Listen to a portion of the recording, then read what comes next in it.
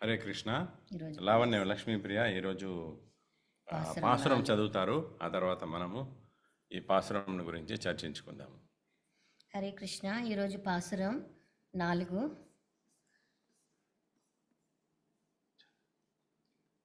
ஆழிமழை கண்ணா ஒன்று நீ கரைவேல்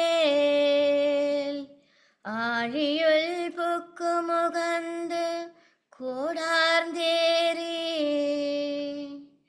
ஆழிமழை கண்ணா ஒன்று நீ கரைவேல் ஆழியுள் புக்கு முகந்து கூடார்ந்தேரே.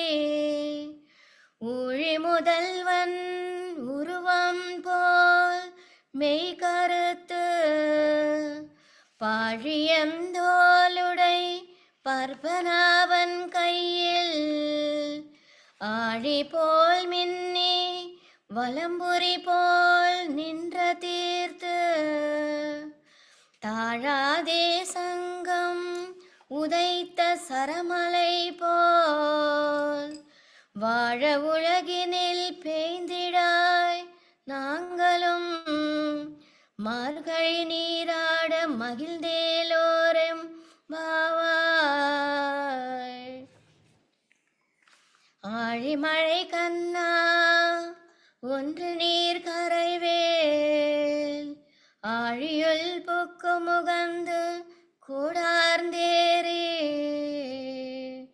ஊழி முகந்தல்வன் உருவம் போல் மெய் கருத்து பாழியந்தோளுடை பற்பனாவன் கையில் ஆழி போல் மின்னி வலம்புரி போல் நின்ற தீர்ந்து தாழாதே சங்கம் உதைத்த சரமலை போல் வாழ உலகினில் பெய்திடாய் நாங்களும் மார்கழி நீராட மகிழ்ந்தேலோரெம்பாவாய். హరే కృష్ణ. హరే కృష్ణ. కృష్ణ భక్తులందరికీ ధన్యవాదములు. ఈ శుభదినం మనము 4వ పాసురం గురించి చర్చించుకుంటున్నాము. ప్రభు, నా శబ్దము వినిపిస్తుందా కరెక్ట్గా? థ్యాంక్ యూ ప్రభు. ఈ 4వ పాసురంలో అమ్మవారు గోదాదేవి చెప్తున్నటువంటి ఈ పాసురము అంటే ఈ యొక్క పద్యం యొక్క అర్థము తెలుగులో చెప్తున్నారనమాట. దాన్ని ఒకసారి మనము చర్చించుకుందాము. పర్జన్యదేవా పాలింపరావా, పర్జన్యదేవా పాలింపరావా, సముద్రముపై వ్రాలి సలిలములు త్రావి ఆదిదేవుని ఓలె అతసీ దేహుడవై ఆకాశము పైకెక్కి గర్జించుమా. పర్జన్యదేవా పాలింపరావా, సుందర బాహు అరవిందనాభు హస్తాన చక్రము వలె మెరసి శంఖము వలె ఉరిమి శార్గ్య నిర్ముఖ శరపరంపరగా శారంగ నిర్ముఖ శరపరంపరగా లోకమ్ము హర్షింప వర్షమ్ము కురియుమా. మార్గశీర్ష స్నానము చేసి తరించెదము జగతికే మంగళము చేకూర్చు మన శ్రీవ్రతము. హరే కృష్ణ.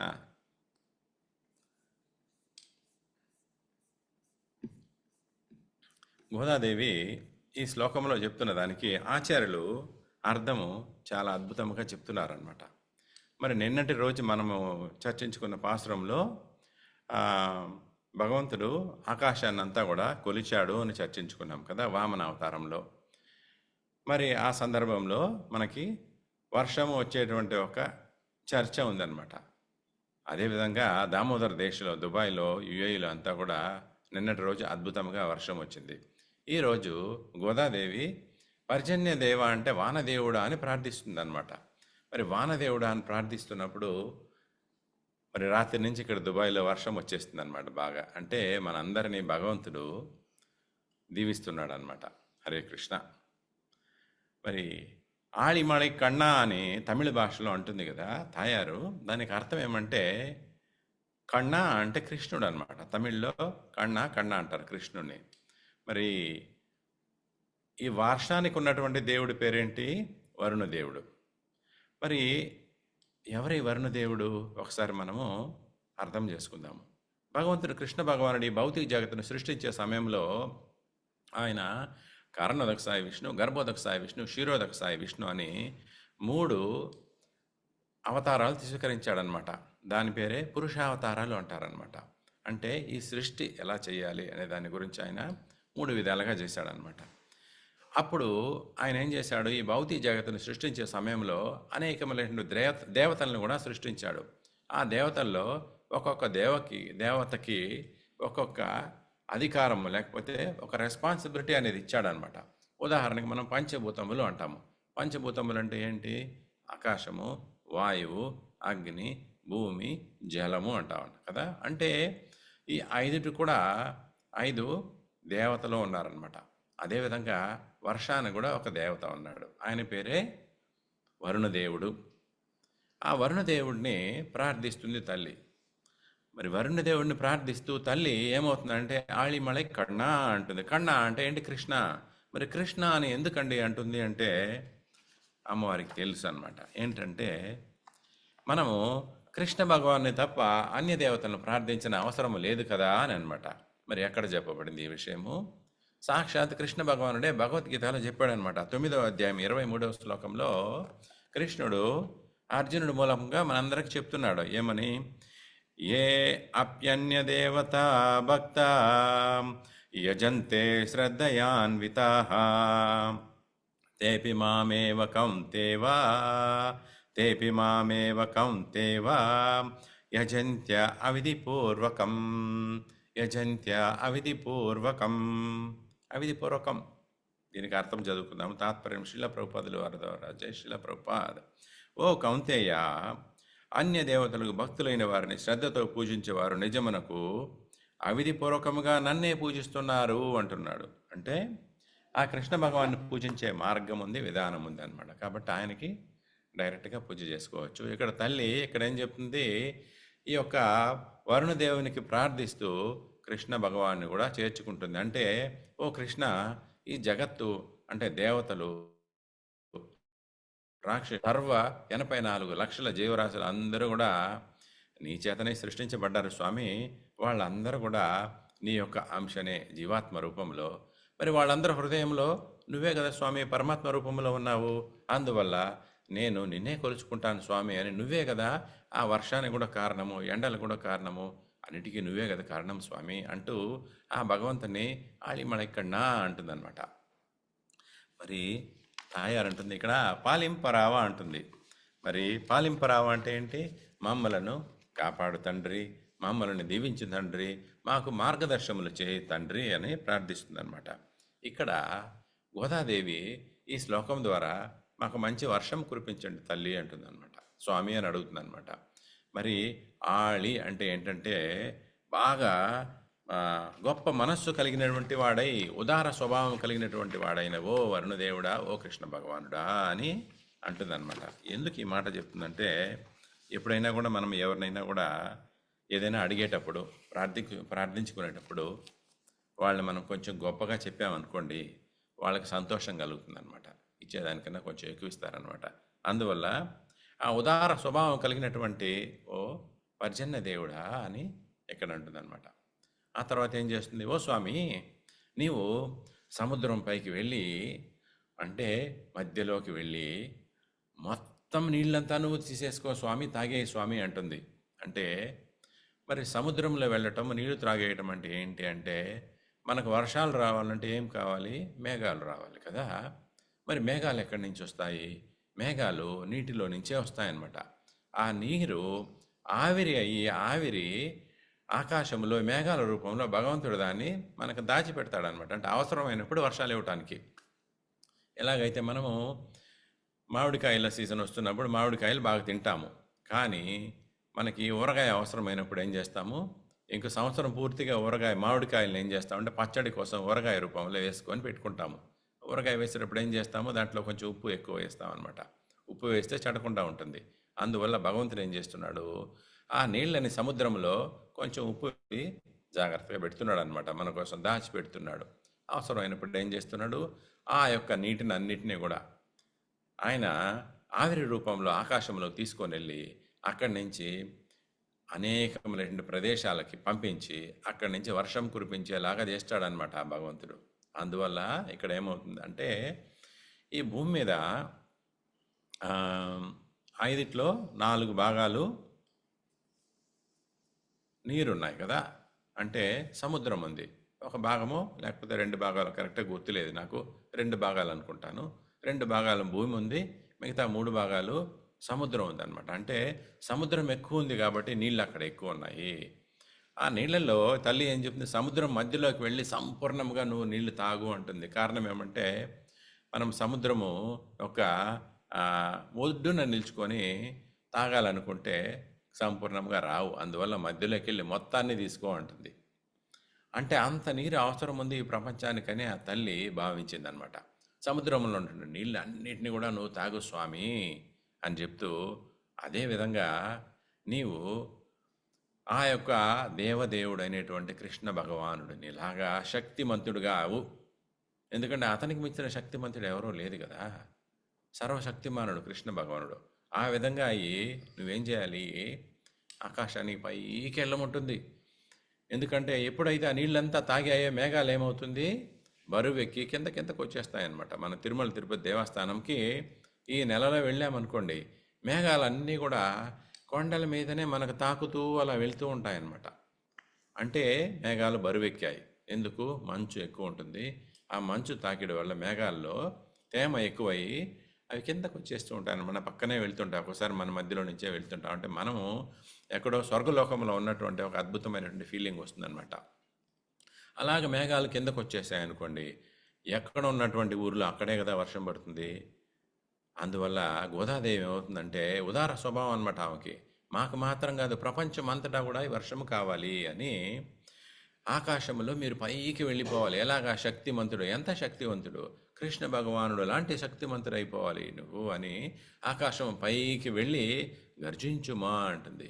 మరి మేఘాలు ఏంటండి, గర్జించేది ఏమిటండి అంటే మనకు తెలుసు, వర్షం పడే సమయంలో మనకి ఎలా ఉంటుంది, ఉరుములు మెరుపులతో చాలా ఒక వాన అనేది, వర్షం అనేది మనకి ఆహ్లాదకరంగా ఉంటుందన్నమాట. కానీ ఆ ఉరుములు మెరుపులు వచ్చేటప్పుడు మనకు భయంగా ఉంటుంది కదా. మరి ఉరుములు మెరుపులు అనేది ఎక్కడి నుంచి వస్తున్నాయంటే, నేను విన్నది ఈ మేఘాలు అనేవి ఒకదానికొకటి రాచుకునేటప్పుడు వచ్చేటువంటి శబ్దము ఉరుములు. మెరుపులు అంటే అదే విధంగా అవి రాసుకునే సందర్భంలో అక్కడ కరెంటు ఉత్పత్తి అవుతుందంట. ఆ కరెంటు ద్వారానే అది షార్ట్ సర్క్యూట్ అయ్యి దాంట్లో నుంచి మెరుపులు అనేది వస్తున్నాయి అంటున్నారనమాట. అంటే ఇంకొక విషయం ఏమంటే, భగవంతుడు ఈ విధంగా చాలా ఒక మహావర్షం రాబోతుంది కాబట్టి మీరందరూ జాగ్రత్త పడండి అని మనకు ముందే సిగ్నల్ ఇస్తున్నాడు, ఉరుములు మెరుపులు ఇస్తున్నాడు, వెళ్ళిపోండి జాగ్రత్తగా దాక్కోండి అని అనమాట. ఆ విధంగా మీరు ఆ యొక్క పర్జన్య దేవుడిని అడుగుతుంది, ఉరుములు మెరుపులన్నీ కూడా ఇవ్వు, బాగా ఇచ్చి, అంటే ఆ శబ్దం ఇస్తుంటే మాకు బాగా వర్షం వస్తుంది కదా అనేటువంటి ఒక సంతోషం కలుగుతుంది మాకు అనేటువంటి విషయం అనమాట. మరి ఇంకోటి ఏం చెప్తుందంటే, సుందర బాహుడు అయినటువంటి అరవిందనాభుడు అంటుందన్నమాట. అంటే ఈ యొక్క అరవిందనాభుడు అంటే ఏంటి, నాభి అంటే ఏంటి, నాభి కృష్ణ భగవానుడి యొక్క బొడ్డు అనమాట. అరవింద నాభి అని ఇక్కడ ఎందుకు చెప్తున్నారంటే, అంటే కలువలు లాంటి అద్భుతమైనటువంటి ఒక నాభి కలిగినటువంటి ఓ కృష్ణ భగవానుడు అంటుందన్నమాట. మరి ఇటువంటి ఒక అద్భుతమైనటువంటి భగవంతుని కీర్తించేది శ్రీమద్ భాగవతంలో మనము కుంతిమాత కూడా కృష్ణుని ఆ విధంగా కీర్తించిందనమాట. ఒక శ్లోకం ఉంది, నమః పంకజనాభాయ నమః పంకజమాలినే నమః పంకజనేత్రాయ నమస్తే పంకజాంగ్రిహే అంటుందన్నమాట. ఆ కృష్ణ భగవానుడు, ఆయన యొక్క కళ్ళు, ఆయన యొక్క చూపులు, ఆయన యొక్క ముఖము, ఆయన యొక్క నాభి, ఆయన యొక్క పాదములు, ఆయన సమస్తము కూడా అద్భుతమైనటువంటి కమలములాగా ఉంది అని కీర్తిస్తుంది అనమాట. ఆ విధంగా గోదాదేవి కూడా కీర్తిస్తుంది స్వామివారిని. మరి ఏమంటుందంటే, అరవిందనాభుడు అంటే ఎవరు, పద్మనాభుడు లేకపోతే ఆ యొక్క కృష్ణ భగవానుడు అనమాట. ఆయన శంఖచక్ర గదా పద్మములతో ఉంటాడు కదా, ఆ శంఖచక్ర గదా పద్మములను కూడా ఇక్కడ అమ్మవారు వర్ణిస్తూ కీర్తిస్తుంది అనమాట. ఏంటంటే, ఆ స్వామివారి చేతిలో కుడి చేతిలో చక్రం ఉంటుంది, ఎడమ చేతిలో శంఖం ఉంటుంది అని చెప్తున్నారనమాట. మరి ఆ చక్రాన్ని గురించి ఏం చెప్తున్నారేమా? దగ దగ దగ బాగా మెరిసిపోయేటువంటి ఒక చక్రము అంటున్నారు. మరి చక్రం ఎందుకు మెరుస్తుందండి? మనం మామూలు చూస్తున్న సందర్భంలో సాధారణంగా కదా ఉంటుంది అనుకోవచ్చు మనం. కానీ ఒక భక్తుడిగా ఆ స్వామివారిని చూస్తున్నప్పుడు ఆయన యొక్క దివ్య దేహంలో ఉన్నటువంటి ఒక్కొక్క పార్టీని మనం చూస్తున్నప్పుడు అలా అనిపిస్తుంది అనమాట. ఆచార్యులు కూడా ఆ విధంగా స్వామివారిని వర్ణిస్తున్నారు. ఇంతకుముందు మనం చర్చించుకున్నాం కదా, ఆ స్వామివారి పాదాలను ఏమంటున్నారు? పద్మములు అంటున్నారు. కళ్ళును ఏమంటున్నారు? పద్మములు పోలినటువంటి ఒక కళ్ళు అంటున్నారు కదా. అదేవిధంగా ఆ స్వామివారి చేతిలో ఉన్నటువంటి ఒక సుదర్శన చక్రం ఎందుకోసం ఉంది? అది దుష్టులను శిక్షించేదానికోసము, భక్తులను రక్షించేదానికోసం కదా. కాబట్టి భక్తులుగా ఉన్నటువంటి వాళ్ళ ఆ భగవంతుని చేతిలో ఉన్నటువంటి ఆ యొక్క చక్రము ఆయన యొక్క ఆభరణంలాగా చాలా అద్భుతంగా మెరిసిపోతుంది అని అంటున్నారనమాట. అలా మెరిసిపోయేటువంటి ఒక ఆభరణం ఆకాశంలో ఉన్నప్పుడు మేఘాలు ఏ విధంగా మెరుపులుగా ఇస్తాయో అనే దాని మెరుపులతో ఈ యొక్క శంకు భగవంతుడి చేతిలో ఉన్నటువంటి చక్రాన్ని పోలుస్తుంది అనమాట అమ్మవారు. దాని తర్వాత శంఖము అంటుంది. శంఖం అనే దాన్ని పాంచజన్యం అంటుంది. ఇక్కడ పాంచజన్యం అంటే పాంచజన్య చక్రము, పాంచజన్య శంకు అంటుంది అనమాట. ఇంకొకటి ఏమంటుందంటే ఆమె వలంపురి శంకు అంటుంది. మరి వలంపురి అంటే ఏమంటే తమిళ భాషలో వలం అంటే కుడి పక్క నుంచి అనమాట. అంటే మనము కుడి పక్క నుంచి తిరిగేటి ఒక శంకు ఉంటుంది కదా, శంకులో రెండు విధాలు ఉంటాయన్నమాట. ఒకటి కుడి పక్క నుంచి తిరుగుతుంది, ఇంకోటి ఎడమ పక్క నుంచి తిరుగుతుంది అనమాట. కుడి పక్క నుంచి తిరిగేటువంటి శంకు అన్నది శుభము కలిగిస్తుంది అంటారనమాట. అందువల్ల శంకును గురించి వలంపురి శంకు అని చెప్పడం జరిగింది. దాంతోపాటు ఆ పాంచజన్యమే ఏంటంటే స్వామివారి చేతిలో ఉన్నటువంటి కృష్ణ భగవానుడి చేతిలో ఉన్నటువంటి శంకు పేరేంటి? పాంచజన్య అంటారనమాట. మరి భగవద్గీతలో ఈ శ్లోకం గురించి మనం చర్చించుకొని ఉన్నాము. పాంచజన్య ఋషికేశ దేవదత్త ధనంజయ అనే విధంగా ఒక శ్లోకం ఉందన్నమాట. స్వామివారి చేతిలో, పాండవుల చేతిలో ఉన్నటువంటి ఒక శంకుల గురించి అందులో అద్భుతంగా వర్ణించారనమాట. మరి ఆ శంకు భగవంతుడు కురుక్షేత్ర రణరంగంలో ఉండి యుద్ధం ప్రారంభించేదానికి మొదట ఆ శంఖమును పూరించినప్పుడు దాంట్లో నుంచి వచ్చినటువంటి అద్భుతమైనటువంటి శబ్దము ఆయన పక్కన, పాండవుల పక్క ఉన్నటువంటి భక్తులందరూ కూడా ఆనందం కలిగించిందంట. కానీ కౌరవుల పక్క ఉన్నటువంటి వాళ్ళకి, అంటే దుష్టులు దుర్మార్గులైనటువంటి వాళ్ళకి గుండెల్లో దేహం అంతా కూడా దడదడలాడించిందంట ఆ శబ్దము. అందువల్ల ఇక్కడ ఆ శంఖము పూరిస్తే ఎటువంటి శబ్దం వస్తుందో ఆ విధంగా ఈ ఉరుములు రావాలి అని ఆ తల్లి ప్రార్థిస్తుందన్నమాట. అంటే భక్తుడు ప్రార్థన ఏ విధంగా ఉంటుంది, అన్నీ కూడా అద్భుతంగా రావాలి, సంపూర్ణంగా రావాలి అనేటువంటిది అనమాట వాళ్ళ యొక్క కోరికలు. ఆ విధంగా తల్లి కోరుకుంటుంది అనమాట. మళ్ళీ ఇంకొక విషయం ఏమంటే దీంట్లో సారంగ ధనుడైనటువంటి రాముడి చేతిలో ఉన్నటువంటి సారంగం అంటే ఏంటి? ఆయన యొక్క విల్లు అనమాట. ఆయన యొక్క విల్లంబులు తీసుకొని ఆయన యుద్ధం చేస్తున్న సమయంలో ఆయన రాక్షసుల మీద వేసేటువంటి ఒక విల్లు ఉంటుంది కదా, అది ఆయన ఏం చేస్తున్నాడు, ఉపయోగిస్తున్న సమయంలో దాని యొక్క శక్తి ఎలా ఉంటుందంటే వేలాది మంది ఉన్నటువంటి ఒక రాక్షసుల మీద వేస్తున్నాడు అనమాట. ఒకే ఒక బాణము, ఆ ఒక్క బాణము స్వామివారి చేతిలో నుంచి వెళ్తుంది. ఆ ఒక్క బాణము 10 అవుతుంది, ఆ 10లో నుంచి 100 అవుతాయి, 100లో నుంచి 1000 అవుతాయి, 1000లో నుంచి 1,00,000 అవుతాయి అనమాట. అది కూడా ఎలాగంటే స్వామివారి చేతిలో నుంచి ఆ బాణము వదలటమే అనమాట, తథ్యము అంతే. ఆ తర్వాత ఎవరి కళ్ళు కనిపించదు, అంత వేగంగా వెళ్తుంది. వెళ్ళి ఆ రాక్షసులందరినీ కూడా ఒక్క దెబ్బతో కొట్టి పడేస్తుంది అనమాట. సెకండ్లో అన్నీ అయిపోతుంది. అంటే ఎంత వేగంగా వెళ్తుందో అంత వేగంగా వర్షమును కురిపించు స్వామి అని అడుగుతుంది అనమాట. అంత వేగంగా వర్షం కురిస్తే ఎలా ఉంటుంది? మనకి వడగండ్ల వాన వస్తే మనం ఏం చేస్తాం? పారిపోయి దాక్కుంటాం. కార్లు, ఇళ్ళు అన్నీ కూడా కూలిపోతుంటాయి కొన్ని ప్రదేశాల్లో. మరి తల్లి అడుగుతానికి కారణం ఏమంటే అక్కడ కరువు అనేది రాకుండా ఎల్లప్పుడూ కూడా వర్షం వస్తే ప్రజలందరూ కూడా ఆనందంగా ఉంటారు. ప్రజలకి, అన్ని జీవులకు కూడా ముఖ్యమైనది ఏంటి? నీరు అన్నమాట. నీరు, వాయువు అనేది రెండు చాలా ముఖ్యము. నీరు అన్నది లేకపోతే ఏ జీవి కూడా బతకడానికి చాలా కష్టం అవుతుందన్నమాట. ఈ 84 లక్షల జీవరాశుల్లో అందరూ కూడా నీరు అన్నది అవసరం. కాబట్టి ఈ గోదాదేవి ఈ యొక్క వర్షదేవుడైనటువంటి పర్జన్య దేవుడుగా కృష్ణ భగవానుడిని ఇక్కడ ప్రార్థించుతుందన్నమాట. మరి అలా చేస్తూ మరి లోకములో అంతా కూడా వర్షం కురిపించి స్వామి అంటుంది. అంటే తన ఊర్లో మాత్రం కాదు, లేకపోతే తన యొక్క రాజ్యంలో మాత్రం కాదు, ప్రపంచమంతా కూడా వర్షం కురిపించు స్వామి అంటుంది. అది ఉదార స్వభావం కలిగినటువంటి గుణం అన్నమాట.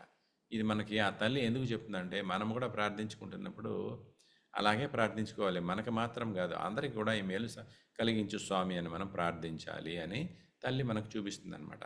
మరి ఇంకోటి ఏం చెప్తుందంటే, ఓ స్వామి అలాగే మీరు చేస్తున్నప్పుడు మార్గశీర్ష మాసంలో మేము స్నానం చేసుకుంటాం కదా ఆనందంగా, మరి మేము చేసేటువంటి ఈ యొక్క వ్రతము జగతికే మంగళం చేకూర్చునుగాక అని తల్లి ఇక్కడ ప్రార్థిస్తుందన్నమాట.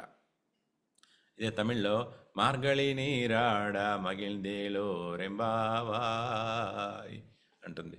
హరే కృష్ణ.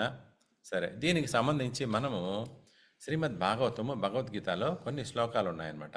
భాగవతంలో ఉన్నటువంటి శ్లోకంలో కొన్ని మనం చర్చించుకుందాము. శ్రీమద్ భాగవతము 10వ స్కందము 25వ అధ్యాయంలో 9వ శ్లోకం అన్నమాట. మరి సందర్భం ఏమంటే, ఒకసారి ఏమైందంటే కృష్ణుడు ఏం చేశాడు, ఈ యొక్క వాళ్ళ యొక్క తండ్రి గారు అయినటువంటి నంద మహారాజు ఆ యొక్క రేపల్లిలో ఉన్న వాళ్ళందరినీ కూడా తీసుకొని మనము ఇంద్రునికి ప్రార్థన చేసుకుందాము, ఆయనే కదా మనకు వర్షాన్ని ఇస్తాడు అని బయలుదేరారనమాట. అప్పుడు చిన్న బాలుడైనటువంటి కృష్ణుడు, తండ్రి గారు నమస్కారము, మరి ఇంద్రుడికి మీరు ఎందుకు పూజ చేయాలి అని అడిగాడు అనమాట. తండ్రి, ఆయనే కదా వర్షాన్ని ఇప్పిస్తున్నాడు అంటే, అది కాదు స్వామి, అది కాదు తండ్రి గారు, వర్షాన్ని ఇచ్చేది ఏదైనా కూడా ఆ దేవదేవుడు అయినటువంటి కృష్ణ భగవానుడే. ఆయన ఆదిదేవుడు, దేవదేవుడు, గోవిందుడు. మరి ఆ గోవిందుడికి మనం పూజించుకుంటే చాలు, మిగతా దేవతలకు ఎవరికి కూడా పూజించాల్సిన అవసరం లేదు అంటున్నాడు. అదే మనం ఇంతకుముందు శ్లోకంలో అన్ని దేవతలకు పూజ చేసుకునేది సరైన విధానం కాదు, అవిధిపూర్వకమని కృష్ణ భగవానుడు చెప్పాడు కదా. అదేవిధంగా వాళ్ళ తండ్రి గారికి కూడా చెప్తున్నాడు అనమాట. మరి అలాగే వాళ్ళందరూ కూడా మరి ఏం చేయాలి నాయన అని కృష్ణుడు యొక్క తండ్రి నంద మహారాజు కృష్ణుడిని అడుగుతాడు అనమాట. అడిగితే మనకు అందరికీ అన్ని ఇచ్చేది ఏంటి ఇక్కడ? గిరి గోవర్ధన. కాబట్టి ఆ గోవర్ధన గిరికి వెళ్ళి మనం ప్రార్థన చేసుకుందాము, అన్నీ కూడా సమర్పించుకుందాము అంటే వాళ్ళందరూ కూడా అలా బయలుదేరి ఊర్లో అందరూ కూడా వెళ్ళి గోవర్ధనగిరికి అద్భుతంగా పూజ చేసుకున్నారనమాట. అన్ని రకరకాలైనటువంటి నైవేద్యాలన్నీ కూడా పెట్టారు. అప్పుడు ఆ కృష్ణ భగవానుడే అవన్నీ కూడా స్వీకరించాడు. అనియోర్ అని మనం విన్నాం కదా. ఆ గోవర్ధనగిరి పూజ అనేది మనం చాలాసార్లు చేసుకొని ఉన్నాము. ఇలాగా శ్రీల ప్రభుపాదుల వారి యొక్క అనుగ్రహం ద్వారా ఇస్కాన్లో చేసేటువంటి అనేకమైనటువంటి పండుగలలో ఇది ఒక అద్భుతమైనటువంటి పండుగ. ఆ విధంగా అది చేసుకున్నారనమాట. అప్పుడు అది చూసి ఇంద్రుడు కోపం వచ్చేసింది. అరే, వీళ్ళు నాకు కదా ప్రార్థన చేయాలి, నాకు కదా సమర్పించుకోవాలి, మరి నన్ను వదిలి వీళ్ళు వేరెవరికో చేసుకున్నారు, ఎంత అహంకారం వీళ్ళకి అని చెప్పి ఏం చేశాడు, ఆయన సంవర్తక అనేటువంటి మేఘాలని పిలిచాడనమాట. ఆ మేఘాలు వచ్చాయి. ఆ మేఘాలతో చెప్పాడు, వెళ్ళి అక్కడ విపరీతమైన వర్షం కనిపించే విధంగా చేయండి అంటున్నాడు. దానికి సంబంధించినటువంటి ఈ శ్లోకం ఒకసారి చర్చించుకుందాము. విద్యోతమాన విద్బుద్ధి స్తనంతా స్తనయేత్నుభిః తీవ్రైర్మురు గణైర్నున్నా వవృషున్న లసర్కణ తీవ్రైమరుత్ గణైనున్న వవృషు జలశర్కర అంటున్నాడు. అంటే తీవ్రమగు వాయువులచే ప్రేరేపితములైనటువంటి మేఘములు, మెరుపులచే ప్రకాశితములు, పిడుగులచే గర్జితములు నగుచు వడగండ్ల వానను కురిపించిరి. అక్కడ వడగండ్ల వాన వచ్చిందంట. వాళ్ళందరూ భయపడిపోయే విధంగా అది చేశారంట. సో దాని తర్వాత ఉన్నటువంటి శ్లోకము ఏంటి అని చూసుకుందాం. అలాగా స్థూల వర్షధార ముంచత్వబ్రేక్ష భీక్షణశః జలౌఘౌ ప్లావ్యమాన భూర్ణాదృశ్యత ననోన్నతం. అంటే మేఘములు ఆ రీతిగా స్తంభముల వంటి స్థూల జలధారలను వర్షములను కురిపించగా ధరణి వరద నీటిలో మునిగెను. అప్పుడు మిట్ట పల్లములు గోచరించకుండెను. మరి ఈ తల్లి కూడా గోదాదేవి ప్రార్థిస్తుంది, మరి చూసేటువంటి వర్షం ద్వారా మిట్ట పల్లములు ఎక్కడ కూడా భూలోకములు తెలియకుండా అన్నీ కూడా నీరుతో సమానంగా ఉండాలి అంటుంది. అంటే మొత్తం కూడా ఊర్లు మునిగిపోవాలని ఆమె కోరుకోలేదన్నమాట. అన్ని ప్రదేశాల్లో నీరుండాలి, అన్ని ఊర్లలో కూడా నీరుండాలి. ఆకాశంలో నుంచి చూస్తే అన్ని ఊర్లో, అన్ని గ్రామాల్లో, అన్ని పట్టణాల్లో, అన్ని ప్రదేశాల్లో నీరు ఉండాలి స్వామి అని కోరుకుంటుందన్నమాట. సమృద్ధిగా వర్షం వస్తేనే కదా అన్నీ ఉంటుంది. అలాగా ఆవిడ యొక్క ప్రార్థన అనమాట. మరి ఇక్కడ ఈ వచ్చేటువంటి ఒక వర్షము ద్వారా, ఏది సంవర్తక మేఘాల ద్వారా వచ్చేటువంటి ఒక వర్షము ద్వారా ఆ యొక్క గ్రామాలు, రేపల్లి చుట్టుపక్కన ఉన్నటువంటి గ్రామాలన్నీ కూడా మునిగిపోయాయి. ఆ వర్షం ఎలా వస్తుంది? స్తంభములు లాగా, అంటే పెద్ద పెద్ద వర్షము బిందువు పెద్దవిగా అది కారుతున్నాయంట నీళ్ళులాగా. ఒక్కొక్క బిందువుగా పడట్లేదు. ఒక్కొక్క బిందువుగా పడితే మనం ఏం చేస్తాము? గొడుగులు వేసుకుంటాము, లేకపోతే ఏదో వేసుకుని అలా వెళ్ళి ఎన్నాళ్ళ గుర్తొచ్చావే వాన అని పాడుకుంటూ మనం పండగ చేసుకుంటాం అనమాట కదా. ఇది అలా లేదనమాట.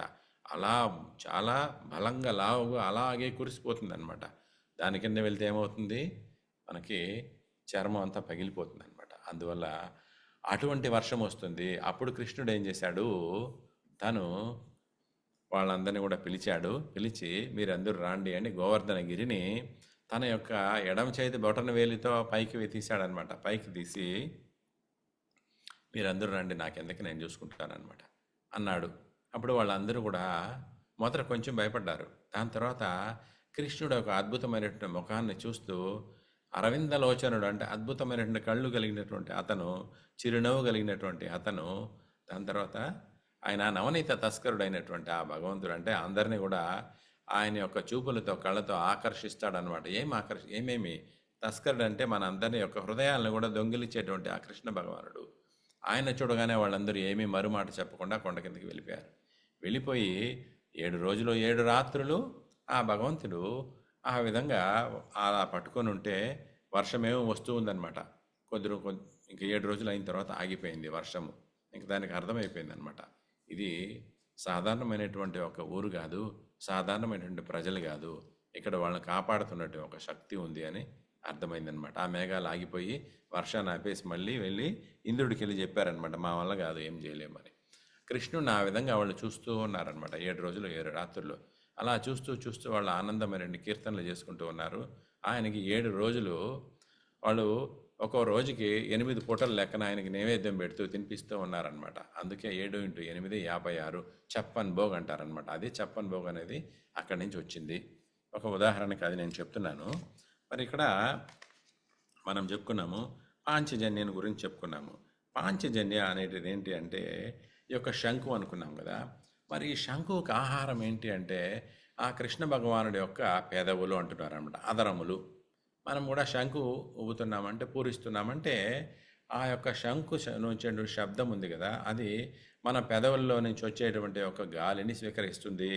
ఆ కృష్ణ భగవానుడు అది పాంచజన్యుని పూరించేటప్పుడు ఆయనకి పెదవుల్లో నుంచి వచ్చేటువంటి ఒక గాలి ఉంది కదా, అదే దానికి ఆహారం అనేటువంటి విషయం ఆచార్యులు చెప్తున్నారన్నమాట. మరి ఆ యొక్క శంకుని గురించి ఏమంటున్నారంటే గోదాదేవి, ఆహా స్వామి, ఆ శంకు నువ్వు ఎంత అదృష్టవంతురాలివి, నువ్వు ఆ భగవంతుని యొక్క చేతిలో నువ్వు ఉంటున్నావు కదా, ఆయన యొక్క పెదవులు నిన్ను తాకే విధంగా నువ్వు ఉంటున్నావు కదా, ఎంత మహా అదృష్టమో మీకు మాకెవరికి అలా కలుగులేదు అంటున్నారనమాట.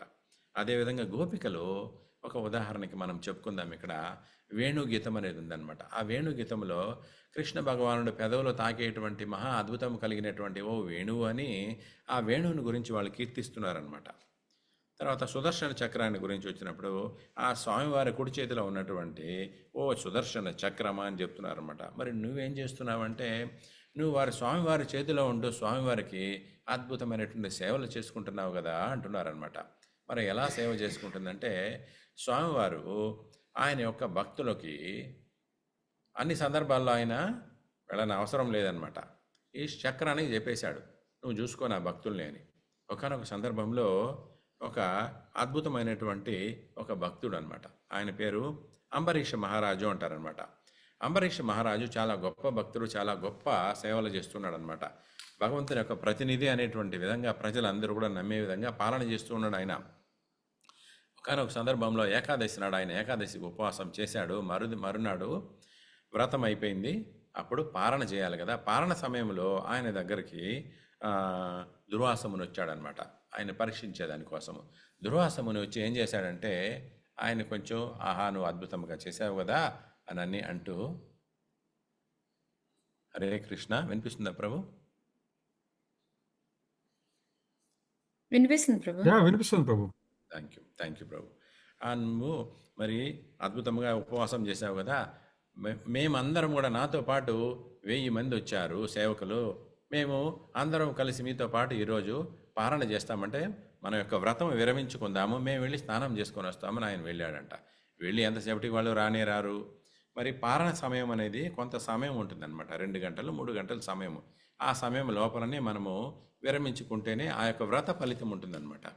మరి అంబరీష మహర్షి దుర్వాసముని కోసం ఎదురు చూస్తూ ఉన్నాడు. మరి ఆయన ఏమో రానేరాడు.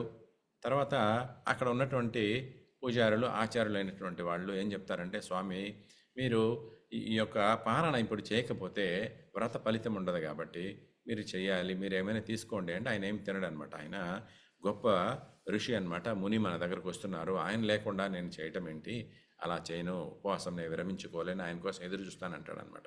సరే, ఒక 2 బొట్లు నీళ్ళైనా తీసుకోండి, అది మనకి ఒక ఫార్మాలిటీగా వ్రతము అయిపోయినట్టు అనిపిస్తుంది, అంతే కదా అంటారట. ఆయన సరే అని 2 బొట్లు తీసుకున్నటువంటి ఒక సమయంలో లోపలికి దుర్వాసముని వస్తారనమాట. వస్తే ఆయన ఏం చేస్తాడు, కోపం వచ్చేస్తుంది ఆయనకి.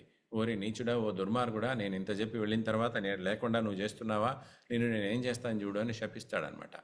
ఆయన శపించేదానికి ప్రారంభించగానే సుదర్శన చక్రం వచ్చేస్తుంది అక్కడికి. ఎందుకు? స్వామివారి భక్తుడు కదా, స్వామివారి భక్తుడికి ఏమైనా జరిగితే వెంటనే అక్కడ స్వామివారి శక్తులు ఉంటాయన్నమాట. ఆ సుదర్శన చక్రం ఏం చేస్తుంది, ఆ యొక్క దుర్వాసముని ఖండించేదానికి బయలుదేరుతుంది అనమాట, విపరీతమైన తీక్షణము వేగంతో అనమాట.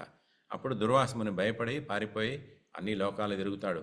అన్ని లోకాలు తిరిగి విష్ణుమూర్తి దగ్గరికి వెళ్తే, నేనేమీ చేయలేను, నేను నా భక్తుడికే కట్టుబడి ఉన్నాను, కాబట్టి నువ్వు ఏ భక్తుడికైతే నువ్వు ఇలా చేయాలని ప్రయత్నించావో, అపరాధం చేయాలనుకున్నావో, ఆ భక్తుడినే శరణు వేడు అంటాడనమాట. అప్పుడు దుర్వాసముని వేగంగా వచ్చి అంబరీష్ మునిని ప్రార్థిస్తాడు. అంబరీష్ ముని, అయ్యా స్వామి మీరు అలా అడగకూడదు అని చెప్పి సుదర్శన చక్రాన్ని ప్రార్థిస్తాడు. సుదర్శన చక్రము శాంతించి వెనక్కి వెళ్ళిపోతుంది అనమాట. అటువంటి అద్భుతమైనటువంటి చక్రము అని సుదర్శన చక్రాన్ని గురించి ఇక్కడ తల్లి చెప్తుందనమాట. ఆచార్యులు ఈ విధంగా ఆ తల్లి ఎందుకు శంఖ చక్రముల గురించి చెప్తుందో అనేటువంటి విధాన్ని ఇక్కడ మనకి ఎక్స్ప్లెయిన్ చేస్తున్నారనమాట.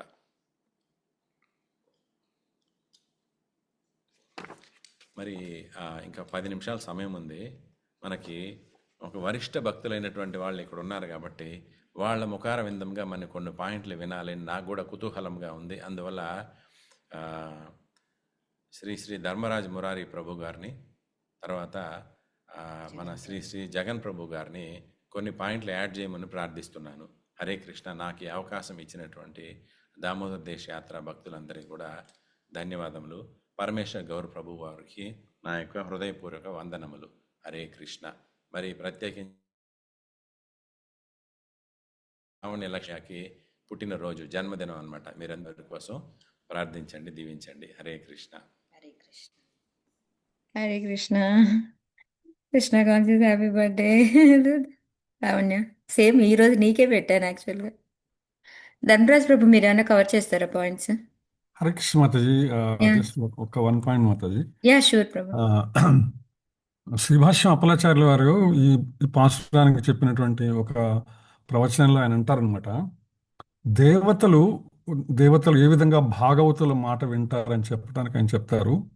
విష్ణు ధర్మం అనేటువంటి ఒక గ్రంథంలో భాగవతుల ప్రభావం, భగవానుని దగ్గర భయపడినట్లే భాగవతుల వద్ద కూడా దేవతలు భయపడతారట. ద్రవంతి దైత్యాః ప్రణమంతి దేవతాః నశ్యంతి రక్షాంసి అపయాంతి చారయః యత్కీర్తినాత్ అని చెప్తుందనమాట విష్ణు ధర్మం. అంటే పరమ పురుష సంకీర్తన అంటే భగవంతుని యొక్క నామస్మరణ సంకీర్తనం వల్ల కలిగే ఫలం ఏంటంటే దైత్యులు కనపడకుండా వెళ్ళిపోతారట వారి దగ్గర నుంచి, దేవతలు కూడా నమస్కరిస్తారట, రాక్షసులు నాశనం అయిపోతారు, శత్రువులు తొలగిపోతారు. అంటే హరినామ సంకీర్తన యొక్క బలం ఎంత దృఢమైనదంటే దీనివల్ల కలిగే ఫలితాలని కూడా చెప్తుంది. అందుకనే ఇక్కడ అమ్మవారు దేవతలను కూడా శాసించేటువంటి స్థితిలో ఉన్నదనమాట.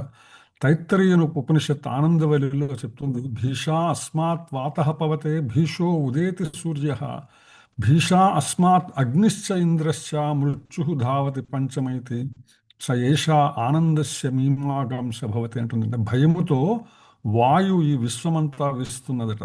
సూర్యుడు దినదినంలో తూర్పున ఉదయిస్తున్నాడట. వస్తువులను జ్వలింపచేయటము, ఇంద్రుడు త్రిలోకాలను పాలించటము, మృత్యువు మార్పు చేర్పులను కలిగించడము, ఇది అంతా కూడా భగవంతుని యొక్క భయపడి దేవతలందరూ కూడా వారి వారి పనులను నిర్వర్తిస్తారు. ఏ విధంగా అయితే భగవానునికి భయపడి దేవతలు నిర్వర్తిస్తారో భగవద్భక్తులకు కూడా అదే విధమైనటువంటి భయపడతారు దేవతలు అనే విషయాన్ని విష్ణు ధర్మం మనకి స్పష్టం చేస్తుంది. అది కూడా ప్రత్యేకించి యత్ కీర్తన, భగవంతుని యొక్క హరినామ సంకీర్తన యొక్క విశేష ప్రాధాన్యాన్ని, ఏ విధంగా అయితే హరినామ సంకీర్తన గురించి ఇక్కడ ఆండాళమ్మ వారు చెప్తున్నారో, అదేవిధంగా ఏదైతే మనకి శ్రీ చైతన్య మహాప్రభు అందించినటువంటి హరే కృష్ణ కృష్ణ కృష్ణ హరే హరే, హరే రామ రామ రామ హరే హరే అనేటువంటి నామ సంకీర్తన బల ప్రాధాన్యతని ఈ పాసురం చాలా స్పష్టంగా మనకి తెలియజేస్తున్నది. అమ్మవారు ఆ విధంగా ఉపనిషత్ వాక్యములను, ధర్మశాస్త్రాలను కూడా అత్యంత సరళంగా మనకి క్రోడీకరించి చాలా సులభంగా మనకు అర్థమయ్యేట్లు ఇక్కడ మనకి చెప్పేటువంటి ప్రయత్నం చేశారు. ఆండాళ్ తిరువడిగలే శరణం. హరే కృష్ణ మాతాజీ.